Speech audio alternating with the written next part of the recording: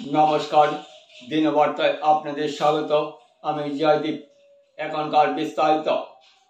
বর্ণিল কার্যক্রম Kaliganj wholesale cooperative stores লিমিটেডের সুবর্ণ জয়ন্তী সমাপনী অনুষ্ঠান ও বার্ষিক সাধারণ সভা স্থানীয় জেলা গ্রন্থাগার প্রেক্ষাগৃহে আয়োজিত কার্যক্রমের শুরুতে স্মরণিকা উন্মোচনায় অতিথিদের হাত দিয়ে পরবর্তী স্মরণিকার বিভিন্ন দিক নিয়ে আলোকপাত করেন অতিথিদের একাংশ।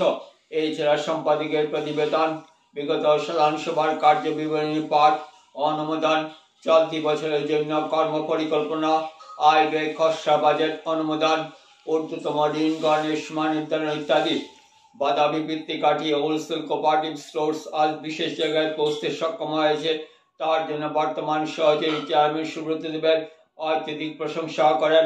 বেশিরভাগ ব্যক্তিত্বরা ব্যবসায়িক প্রতিষ্ঠান এগিয়ে নিয়ে যেতে কলেজবাসীদেরকে সহযোগিতা হাত বাড়িয়ে দেন। আগামী দিনের সবার সহযোগিতা কামনা করেন প্রতিষ্ঠানের চেয়ারম্যান সুব্রত বাবু।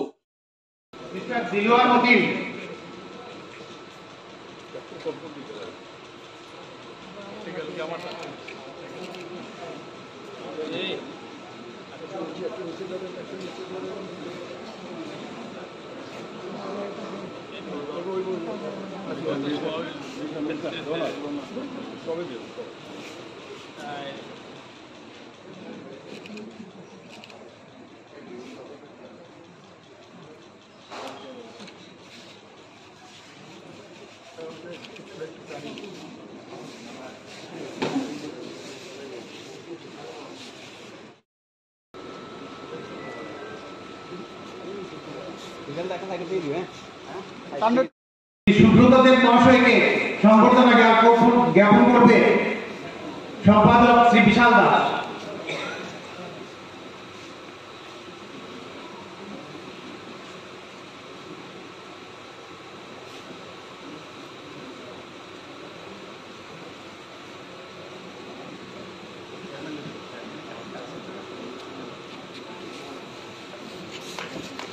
মঞ্চে উপবিষ্ট অন্যতম ডাইরেক্টর শ্রী অলোক রায় মহাশয়কে সংবর্ধনা জ্ঞাপন করবে বিশাল দাস। দ্বিতীয় সারিতে উপবিষ্ট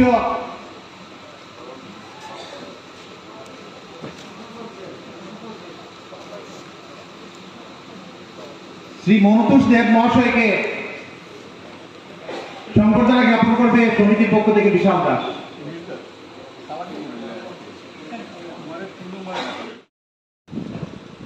একমাত্র প্রতিষ্ঠান অথবা আসামের দ্বিতীয় শ্রেষ্ঠ সমবায় প্রতিষ্ঠান হোলসেল কোঅপারেটিভ স্টোর্স আজ পর্যন্ত তার যাত্রাকে অব্যাহত রেখেছে।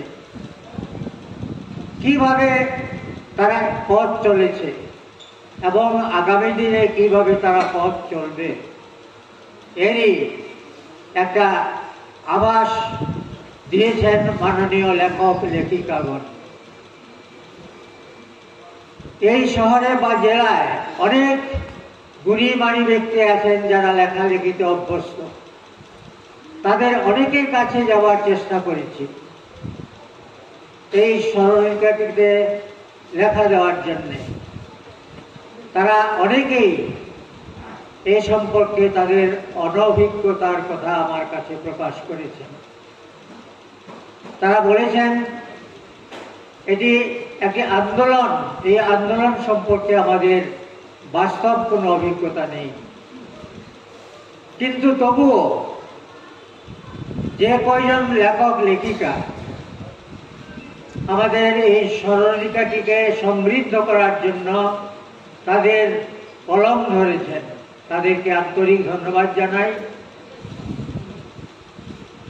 লেখার মাধ্যমে এবং ছবির দীর্ঘ 50 বৎসর অনেক বাধা বিপত্তি অতিক্রম করে সুবর্ণ জয়ন্তী অনুষ্ঠান শুরু করেছিল এবং আজ তার শুভ সমাপনী অনুষ্ঠান। তো আমি এই সুযোগে ছোটবেলা থেকে যখন কলেজে পড়তাম তিনজনের কথা খুব জানতাম, বিভাসচন্দ্র দাস, সত্যজ্যোতি ভট্টাচার্য, বিষ্ণুপত চৌধুরী। এরার মাধ্যমে এই সংস্থাটি শুরু হয়েছিল, সঙ্গে অদিত রায় এবং আমার সুভাষনগরের ললিত রায়। তারাই প্রথম দিকে শুরু করেছিলেন এই সংস্থা। অনেক বাধা বিপত্তি অতিক্রম করে বিগত দিনে অনেক ঝড় তুফান এসেছিল। আপনারা সবাই জানেন বিরাট অগ্নিকাণ্ড হয়েছিল,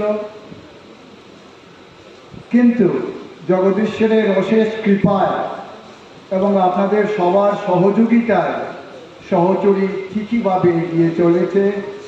সহচরী নাম আমাদের সঙ্গে সবসময়, সেটা আমাদের সহচর, নিত্যদিনের সহচর। আমাদের সব কিছু দৈনন্দিন জীবনে সেখানে পাওয়া যায়। আমি খুবই আনন্দিত আজকের এই অনুষ্ঠানে আপনাদের মধ্যে আসতে পেরেছি। আমি সবসময় শুনি আপনাদের অনুষ্ঠান হয়, আমি কিন্তু এটা সদস্য নই। সুব্রতকে বলেছিলাম, আমি তো বাবা সদস্য নই, আমাকে কেন ডাকলে? না স্যার, আপনাকে আসতে হবে। যে এসে খুবই ভালো লাগলো। এ জাতীয় সংগঠন আপনাদের সবার চেষ্টায়, যারা বোর্ড অফ ডাইরেক্টরে আছেন, যারা এই সংস্থাটা চালান, মানে নিত্যদিনের যে বিক্রয় এবং আদান প্রদানগুলো করেন, তাদের সবাইকে আমি ধন্যবাদ জানাই। হাসি মুখে তারা ক্রেতাদের সব দাবি মিটিয়ে নেন। আমিও মাঝে মধ্যে যাই। এত সুন্দর একটি অর্গানাইজেশন। আমি শুনেছি আরেকটি অর্গানাইজেশন, তার সিস্টার অর্গানাইজেশন বোধহয় পাতারকান্দিতে শুরু হয়েছে। তো এবং আরেকটি ব্যাপার দেখলাম এবং শুনেছি একটা পেট্রোল পাম্পও হবে। এই সবগুলোই কিন্তু সমাজের জন্য দরকার। আমরা সমাজবদ্ধ জীব, আমাদেরকে সমাজ বিজ্ঞানের ভাষায় বলা হয় সোশিয়াল অ্যানিম্যাল।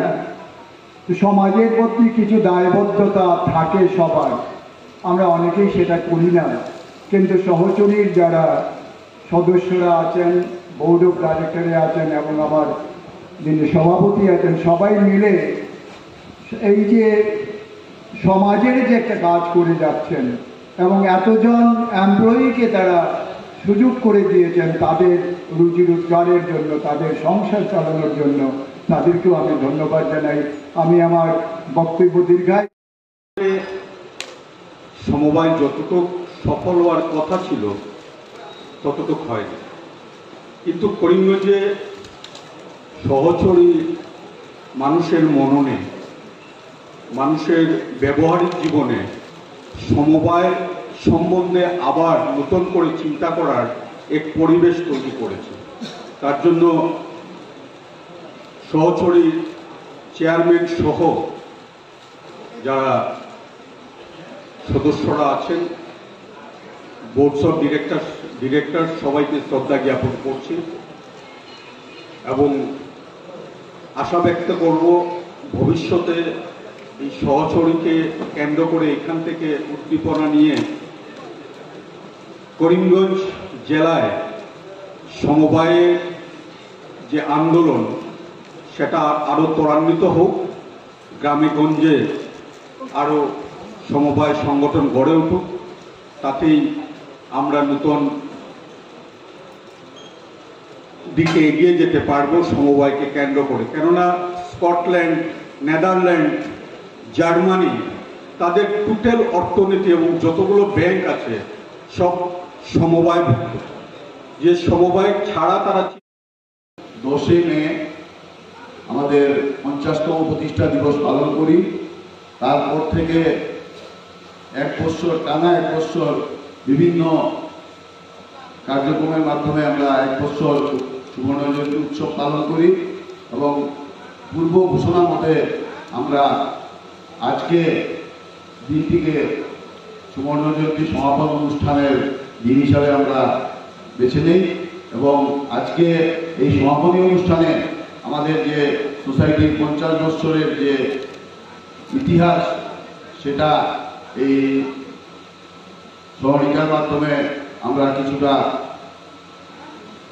প্রতিফলন করার চেষ্টা করেছি আমরা ইতিমধ্যে স্মরণিকার যিনি সম্পাদকের দায়িত্বে ছিলেন চতুরায় মহাশয়, উনি বলেছেন যে উনি বিভিন্ন জনের সঙ্গে লেখা দেওয়ার জন্য বিভিন্ন জনকে বলেছেন এবং অনেকে লেখা দিয়েছেন, অনেকে আবার লেখা দিতে দেননি, বলেছেন যে সমবায় আন্দোলন সম্পর্কে ওনাদের ধারণা কম, এই জন্য ওনারা সবাই লেখা দিতে পারেননি। যাই হোক, যারা লেখা দিয়েছেন তাদের লেখা দিয়ে আমরা এই স্মরণিকাটা আমরা তৈরি করেছি এবং আমাদের সমিতি কিভাবে সৃষ্টি হয়েছে, কারা কারা সৃষ্টি করেছেন, কিভাবে এতদিন চলছে, বর্তমানে কিভাবে চলছে, সেই কথাগুলো আমরা এই স্মরণিকাতে উল্লেখ করেছি। আমরা আজকে এই স্মরণিকাটা উদ্বোধন করব। আপনাদের সবার বিগত দিনে যেভাবে সোসাইটিকে চালানোর জন্য আপনারা যেভাবে সহযোগিতা করেছেন, আগামীতেও আপনাদের এই সহযোগিতা অব্যাহত থাকবে।